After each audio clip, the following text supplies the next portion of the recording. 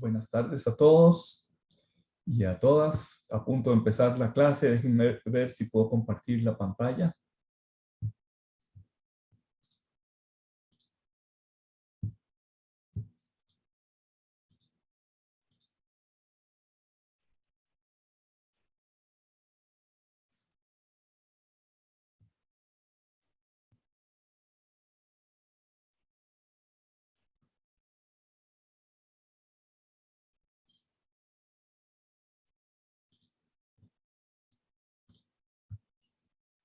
¿Tienen a la vista la filmina que dice condonación?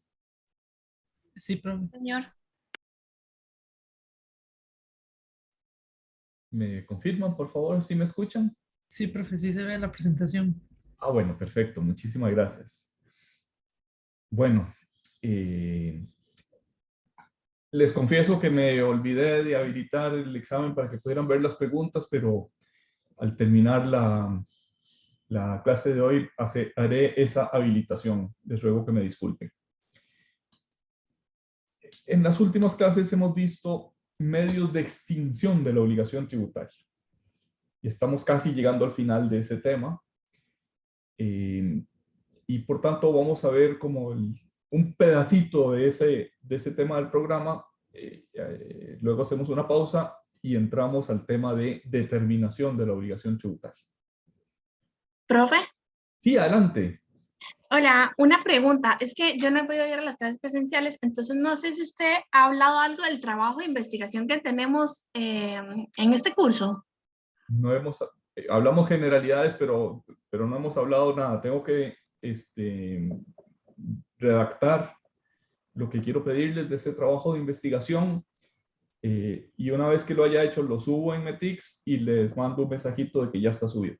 Ok, súper, súper. Muchas gracias. Bueno, con todo gusto. Creo que lo haré este fin de semana. Profe, Dígame. una consulta. Es que Sí. también si nos fijamos en Metix, hay una parte que dice que el examen parcial segundo va a ser en como el 11 de junio. ¿Eso es así? Creo que voy a tener que atrasarlo por lo menos una semana para que tengan al menos 2 semanas para hacer Ah, pura vida. Perfecto, gracias, profe. con todo gusto. Regresamos a la pantalla entonces. Sí la tienen a la vista, ¿verdad? Condonación. Sí, profe. Sí, profe. Bueno, excelente. Entonces, ¿qué es la condonación? La condonación es perdonar la deuda. Condonación es una obligación ya nacida que se condona, como dice su nombre, que se perdona, que se extingue por una decisión del legislador. Así como el artículo 12 y el 12 bis del Código de Normas y Procedimientos Tributarios indican que la administración tributaria no tiene potestades para disponer, no tiene potestades para perdonar. La consecuencia lógica de esa negación de la potestad es que la potestad únicamente, por el principio de legalidad, únicamente corresponde al legislador. Por tanto, el legislador puede condonar. Lo usa pocas veces esa facultad, pero tiene la potestad para hacerlo. Generalmente se toma la decisión de condonar por varias razones. La primera y más importante es reconociendo que la deuda tiene problemas de legalidad o que genera problemas sociales. Por tanto, el legislador decide hacer una especie de amnistía, y ahí es importante que respete también el artículo 33 de la Constitución Política. Esto es, que respete el principio de igualdad. Por tanto, la deuda, que en este momento estamos hablando de deuda principal y sus accesorios, solo puede ser perdonada por una decisión del legislador. Puede condonarse el principal o puede condonarse las obligaciones accesorias o pueden condonarse ambas. lo normal es que se perdonen los accesorios y que no se perdone el principal, o que solo se perdone el principal de manera parcial, no total. Y generalmente las amnistías tienen además como propósito recaudar en el corto plazo, eliminando discusiones jurisdiccionales con los contribuyentes. Limpiar o disminuir la cartera de litigios que pueda tener la Dirección General de Tributación con los contribuyentes.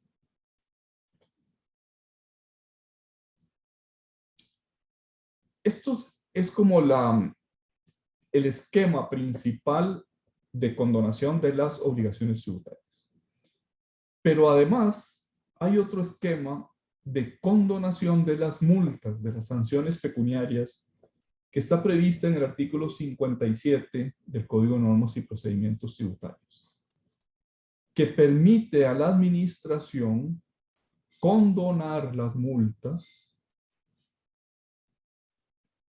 e incluso condonar los intereses cuando la propia administración, dice el artículo 57 del Código, hubiera inducido a error a los contribuyentes. Quizás ahí habría que decir dos cosas. No hemos visto todavía en este curso la teoría general de las sanciones, del derecho tributario sancionador. Pero para que se sancione a un contribuyente se necesita que haya al menos algún grado de intencionalidad. El más grave es el dolo, el menos grave es la culpa, pero al menos la culpa debe estar presente para que se pueda sancionar. No se puede sancionar una conducta que no alcance ese mínimo de intencionalidad.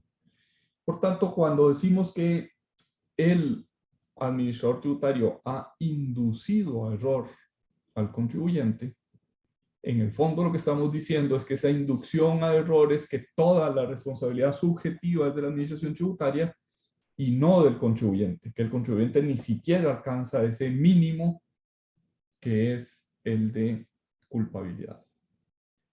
Entonces esas sanciones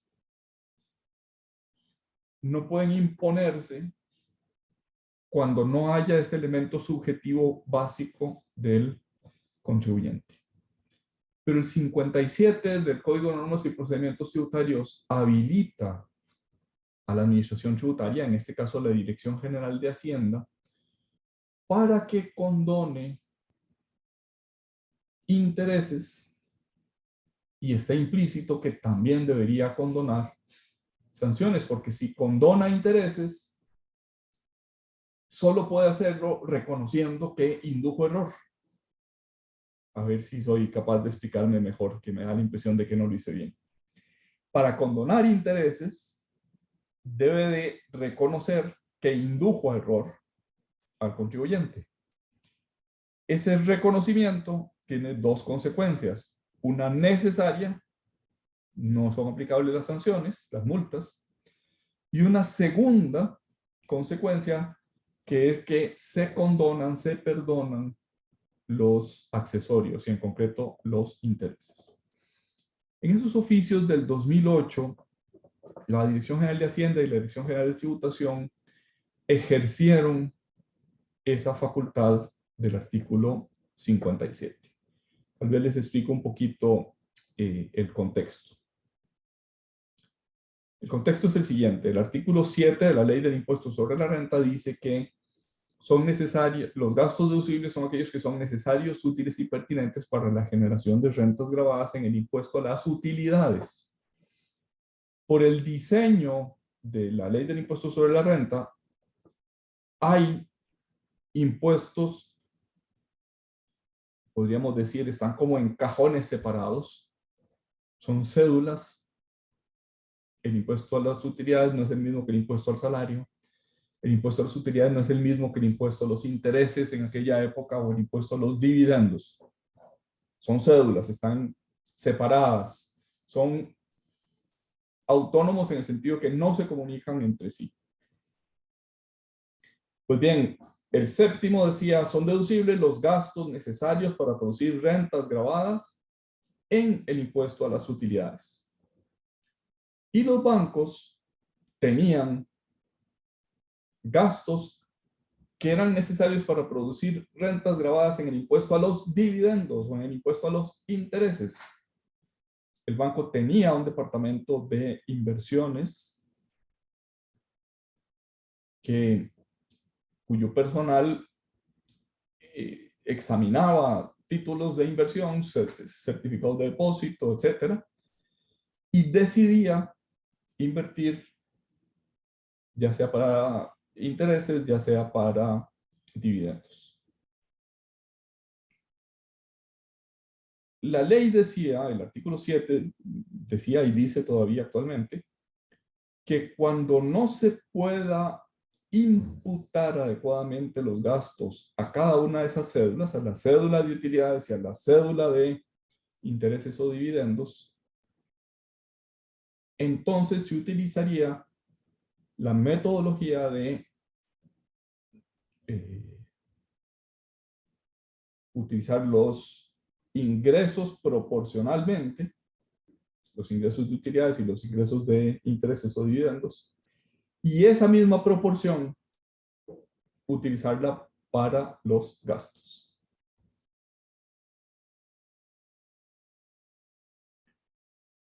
Pues bien, los bancos consultaron, la Asociación Bancaria Costarricense consultó en el 2005 a la Administración Tributaria sobre una metodología para hacer esa imputación. Recuerden que el presupuesto era cuando no se pueda imputar, cuando los sistemas de costos no permitan hacer esa imputación directamente, se utilizará las proporciones.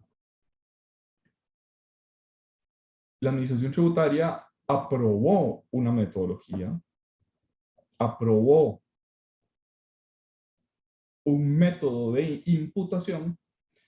Los bancos rectificaron sus declaraciones del 2001 al 2005, pagaron un montón de dinero con esa rectificación y supuestamente se habían acogido a lo que había dicho la Administración Tributaria. En el 2008, sin embargo, la Contraloría General de la República dijo que esa metodología no era correcta, que se había excedido la Administración Tributaria al aprobar esa metodología. Independientemente de la discusión de fondo, si tenía razón o no la Contraloría, o si tenía razón tributación, o si tenían razón los bancos, lo cierto es que cuando la Administración Tributaria aprobó esa metodología, indujo a error a los bancos. Por tanto, en esos oficios que aparecen ahí citados, todos de la Dirección General de Tributación, pero que cada uno de ellos tiene un antecedente de la Dirección General de Hacienda, son oficios que condonan los intereses por haber inducido a error la Dirección General de Tributación a los bancos. Y se imaginarán que ese asunto pues, fue por montos muy importantes.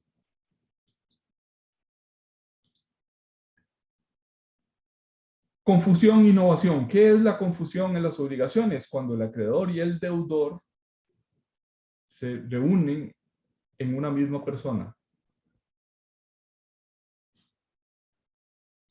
¿Cuándo sucede esto? Por ejemplo, si una municipalidad tiene a su favor impuesto de bienes inmuebles y por alguna razón adquiere el inmueble y por tanto se convierte tanto en sujeto activo como en sujeto pasivo de la obligación. Entonces, cuando eso sucede, se extingue la obligación tributaria.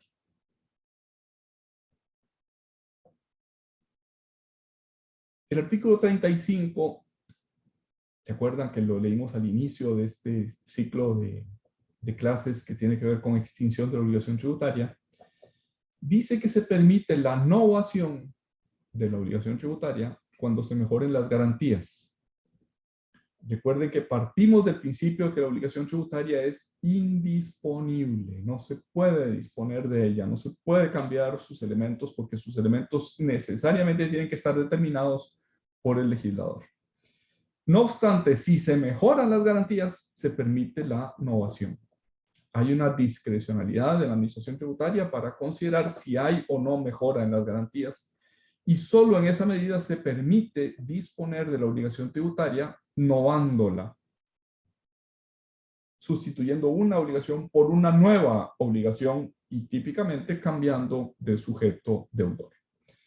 De tal manera que está en esa autorización limitada de la novación. En el derecho civil la novación se admite porque hay intercambio de voluntades.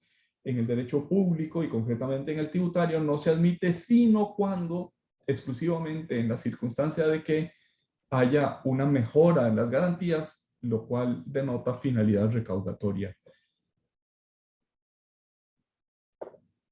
Regresamos, damos un pasito atrás porque el primer medio para extinguir las obligaciones tributarias es el pago. Y se nos había quedado pendiente que habláramos de la dación en pago. La ley 9635 del 2018 introdujo este artículo 200 y también el 201 en el Código de Normas y Procedimientos Tributarios. Con una autorización genérica al Ministerio de Hacienda para recibir en pago de tributos bienes muebles o inmuebles que ofrezcan los deudores. Recuerden que el 35 establece la posibilidad de dación en pago, pero dijéramos, lo hace simpliciter, no tiene mayores condiciones o mayores circunstancias.